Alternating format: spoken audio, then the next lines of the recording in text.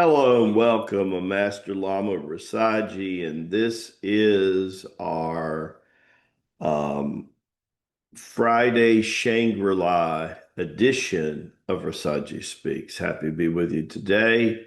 Got the lady here watching my back. I wanted to say happy anniversary to my physical mom and physical dad. Had they been on earth, which they're together now in heaven, again, they'd be celebrating their 71st wedding anniversary. So I'm happy that they're with Our Lady and they're with Jesus and my sister. And I'm just really happy. And thank you very much for your prayers during this trying time for our family. I sure appreciate it. Today, our lesson is Beyond Self-Esteem, Unlocking Divine Confidence and Inner Strength. Years ago, when I was early into the development of the Chi, I really wasn't sure what it was about.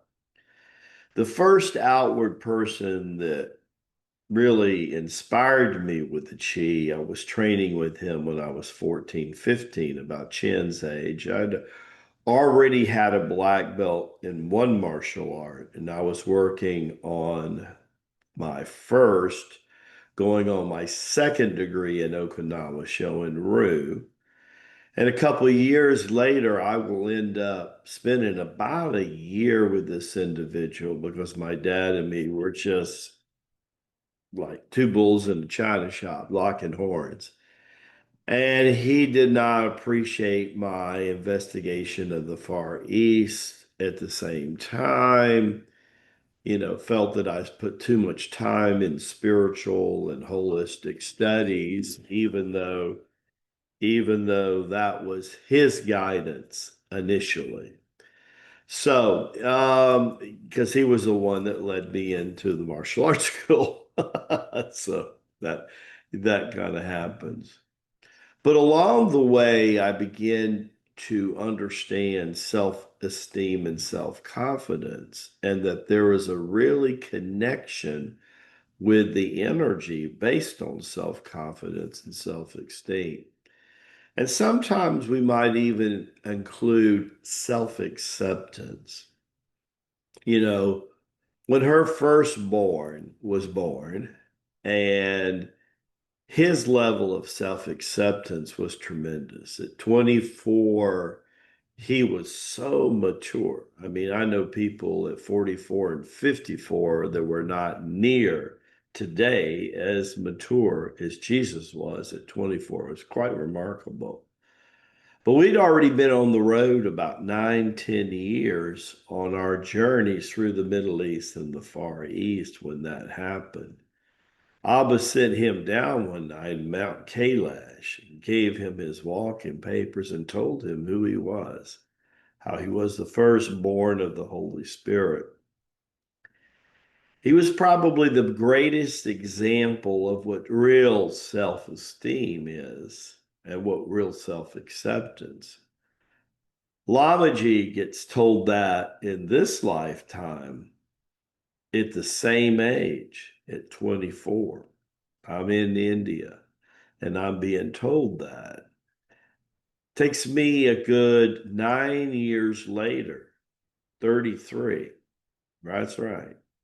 I have to go to Tibet for several years. I have to go to India for several years, come home, process Boyang's teachings, Babaji's teachings, the Kriya teachings. I have to process all of that.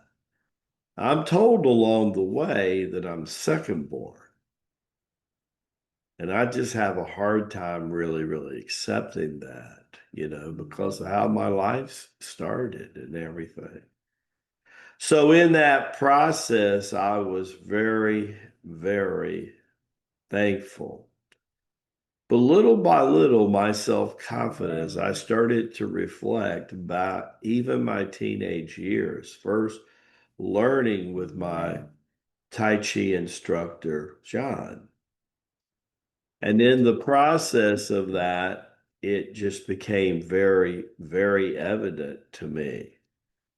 I remember the last swim meet in our district before I went to state, where I beat the breaststroker who had beaten me for 3 or 4 years.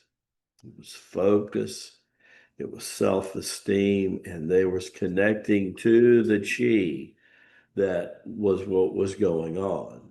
So in that process of that, I built on that over the years, that confidence that connected to the intrinsic energy.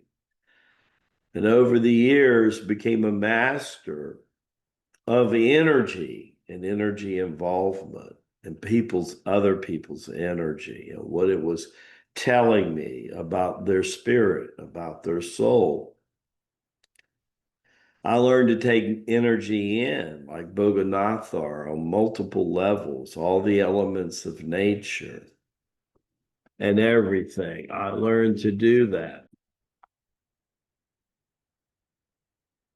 Along the way, I learned that self-acceptance and self-esteem and the connection of chi was everything. But as I moved into my 30s, my art of communication got stronger. That's right. My art of communication got much, much stronger. About that time, I became very aware of the yuga that we're really in, the Dharpara Yuga, the age of movement, energy, and communication. And then all of a sudden, everything came together. And at 33, sitting in Babaji's cave for about 24 to 48 hours and realizing who he was and realizing how powerful the existence was, it was time to step up, step out. I've looked at my oldest born child, John, and watched him work through many levels of self-esteem the last 9 or 10 years. As he began to lay down substance and at the same time pick up a natural way of living. I watch him go through triathlete training, marathon training, and now he's bodybuilding training and everything that he's doing and disciplining himself to get something that he wants. And now I'm real excited because my youngest, Chin, who's been training in the martial arts for about 5, 6 years, took a 2 or 3 year break to get adapt to middle school. And then the last 2 years introduced to basketball. And after training over the summer, almost every day, either kickboxing or basketball, on his days off, he comes to me and he goes, "Dad, is it okay if I go down to the park by myself and work on my shots and, and do my own practice?"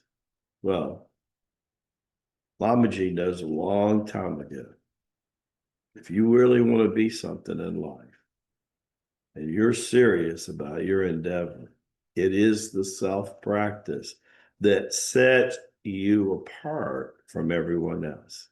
That's right. You can't go to the Olympics without self-practice. You can't play a violin like Master David without self-practice. You can't be. I remember that 4 years ago, his summer reading wasn't as quite detailed as it is today, getting ready to go to high school. They got this long list of 3 or 4 books they have to read. He's reading 40 to 50 pages a day. And I used to try to figure out how I could get him to read 10 pages a day, right? They won a Scholastic Award this year in literature, and literature used to be the hardest thing he's did. I thought to myself, he read the life story of Walt Disney, of Stan Lee that created the Marvel comic, and I had him read the life story, the biography of Michael Jordan, the famous basketball player. And that imprint 4 years later, now has manifested. Self-esteem and the chi, self-acceptance, who you are, mirror meditation, nothing like it in the world. And this, my brothers and sisters, is the Tai Chi Gong way, right? There's no live training today because we are doing this morning. It's not too late to sign up for a few extra spots for live streaming that Lama Ji will be leading. And then tomorrow, all day long, tomorrow on live streaming Saturday in Lake Tahoe. Would love to have you tune in. I think you could learn a lot, and I think you'd really appreciate where we're going. God be with us all. Baraka Bashai is what we say in India and in Tibet. God bless.